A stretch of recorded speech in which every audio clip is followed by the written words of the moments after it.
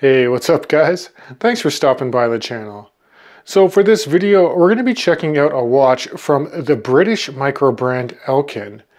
And when I looked up their website, I was happy to see that their design language is very much form following function.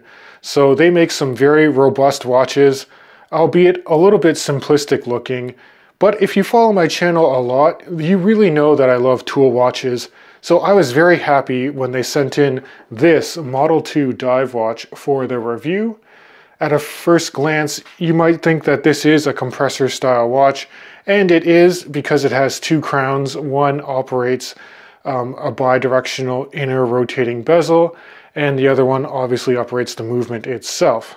Now, to be fully transparent, I do not have to return this watch after the video concludes, but I want you to know that no money changed hands, and they did not dictate anything I say for the making of this video. Now, pricing of these watches comes in at just under 1,200 Canadian. That's after you do the conversion from British currency. And when taking a look at the spec sheet, I do think that when you combine that with the design of this watch, it's a good buy to make. And I'd also be remiss if I didn't mention that they're currently in a Model 3 iteration for a dive watch that's on pre-order right now. So you can actually save yourself a little bit of money if you go through their pre-order, and I'm going to link to their website in the description of this video. And it definitely looks more like a traditional diver with an external unidirectional rotating dive time bezel.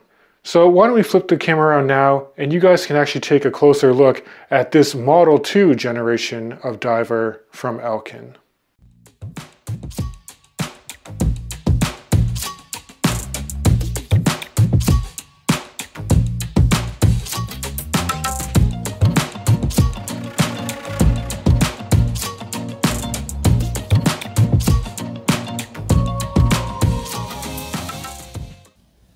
Alright, let's get hands-on with this Alkin Model 2 diver. And right off the bat, this watch does have some nice heft to it. The entire case and bracelet are made from brushed 316L surgical stainless steel. And in terms of dimensions, I measure a 41mm case diameter here. Flipping the watch to the side, the lug-to-lug distance I measure at 48.8mm. In terms of total case thickness, it's just shy of 13mm. That is from the apex of the double-domed sapphire crystal, and then to the bottom of a screw-down case back, which also has a sapphire exhibition display for the automatic movement.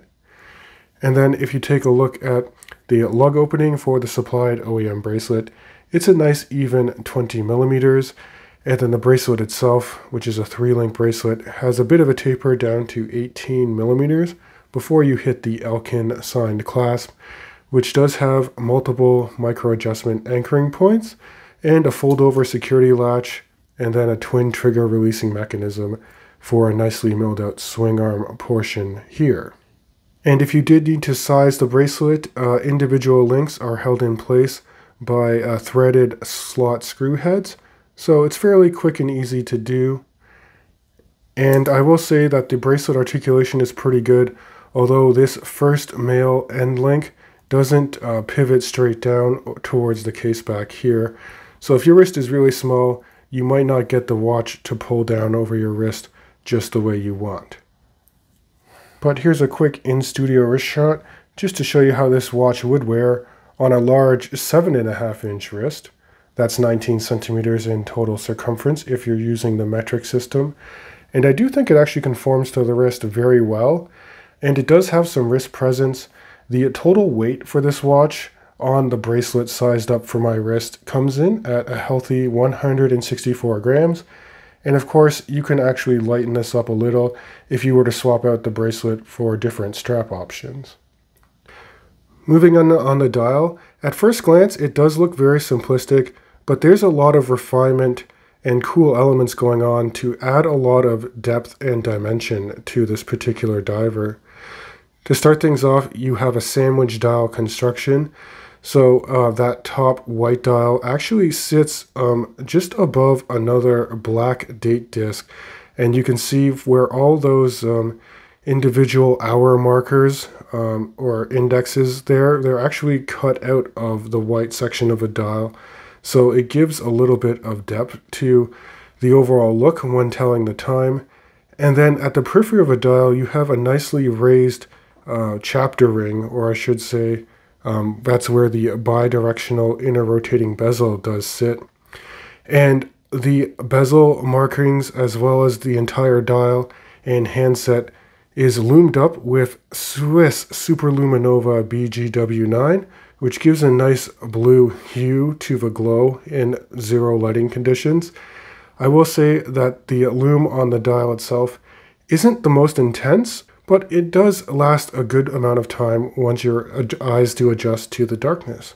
I also think that the printing and font for the Alkin logo, as well as the automatic and the 300-meter water-resistant logo, is done very well, and it's quite clean even at a macro level. And the handset is also very functional. I like the use of the broad hour hand, and then more of a sword-style minute hand, and then you have a needle-style seconds hand that reaches to the edge and touches the running minute track that is there. In terms of the automatic movement powering this watch, they're running a Miyota 9039 movement, which is a 4 Hz movement, has about a 40-hour power reserve, and pivots on 24 joules. It's operated by the crown at the 4 o'clock position, and this crown is signed with the Alkin A logo. And then there's a 2 o'clock crown that has a nice cross-hatched pattern. It's screwed down too, and it operates the bidirectional inner rotating bezel. So if you unthread the 4 o'clock crown, you can manually wind this Miyota movement. Because it's a 9039, there's no ghost date position, so you just pull it out once. You hack the movement by stopping the seconds, and then you can accurately set to any reference time that you like. And the thread down action on the crown is very good.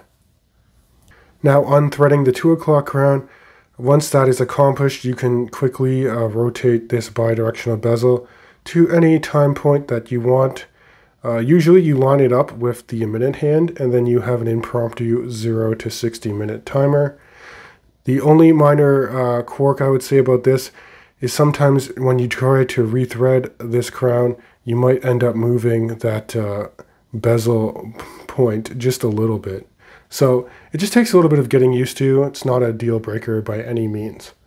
In terms of potential points for improvement, I do wish that they used a flat sapphire crystal. That might just help kill some of the reflections, even though that the anti-reflective treatment on the double dome does a pretty good job, and legibility is still quite good.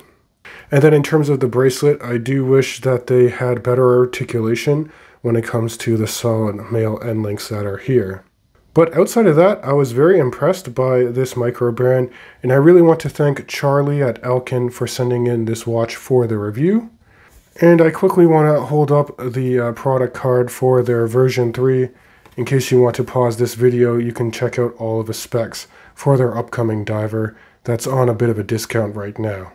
And as always guys, I'd love to hear your thoughts about this watch in the comments section of this video. Please do consider subscribing if you enjoy this content. And as always, I can't wait to catch you guys in the next video.